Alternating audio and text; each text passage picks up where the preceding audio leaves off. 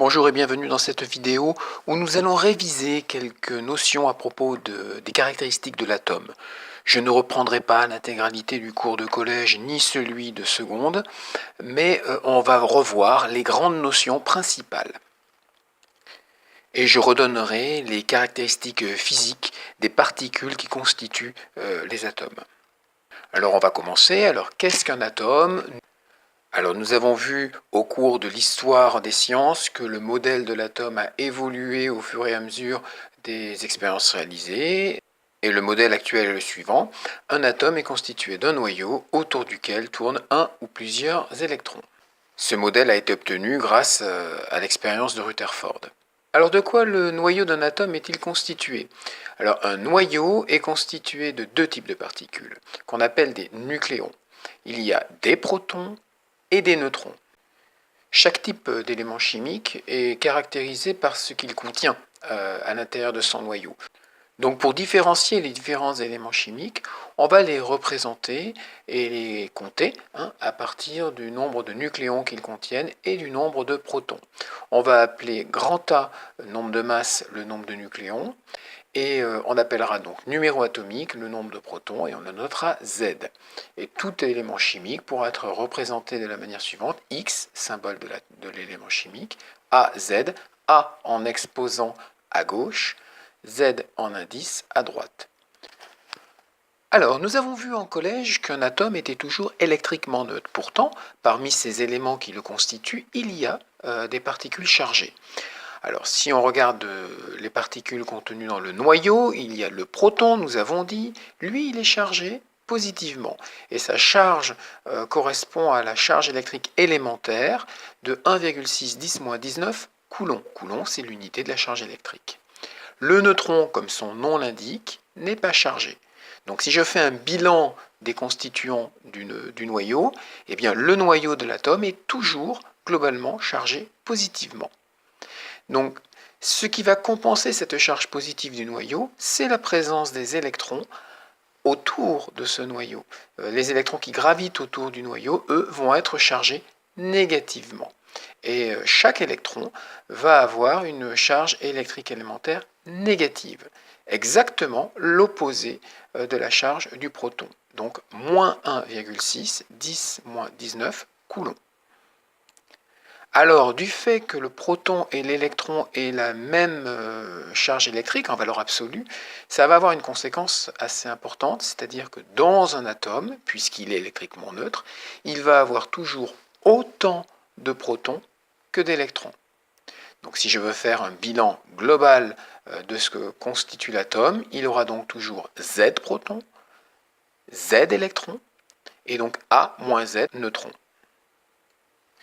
Alors un petit aparté concernant les dimensions d'un atome, nous avons travaillé sur les ordres de grandeur.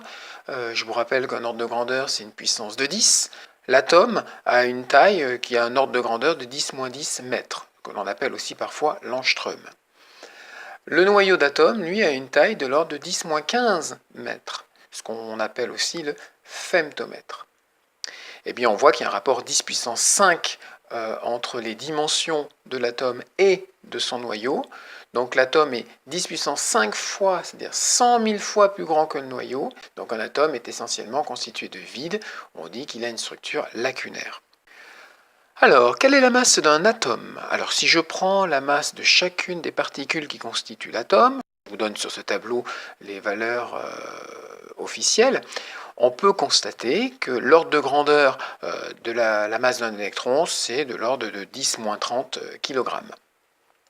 Pour le proton et pour le neutron, on voit que les masses sont quasi identiques. Si je regarde les deux valeurs que je vous ai données sur le tableau, il faut aller regarder le quatrième chiffre significatif pour voir une différence. Globalement, on va dire que l'ordre de grandeur de la masse du proton et du neutron est identique et elle correspond à 10 puissance moins 27 kg. Alors, quelle est la masse d'un atome? Si je veux tenir compte de la masse de chacune des particules qui constituent l'atome, en fait, je devrais utiliser la dernière expression qui est sur le tableau ici présent, à savoir Z fois la masse de l'électron, plus Z fois la masse du proton, plus A moins Z fois la masse du neutron.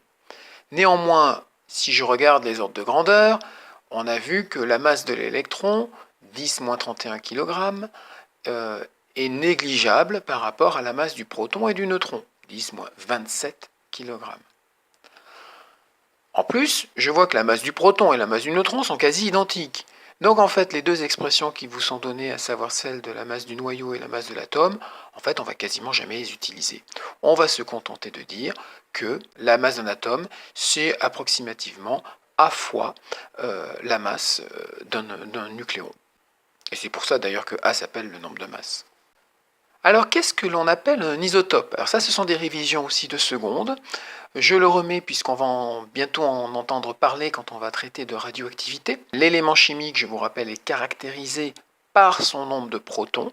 Donc si j'ai à l'intérieur du noyau le même nombre de protons mais un nombre de neutrons différent, c'est quand même le même élément, mais ils ont des propriétés différentes, on dit qu'ils sont isotopes.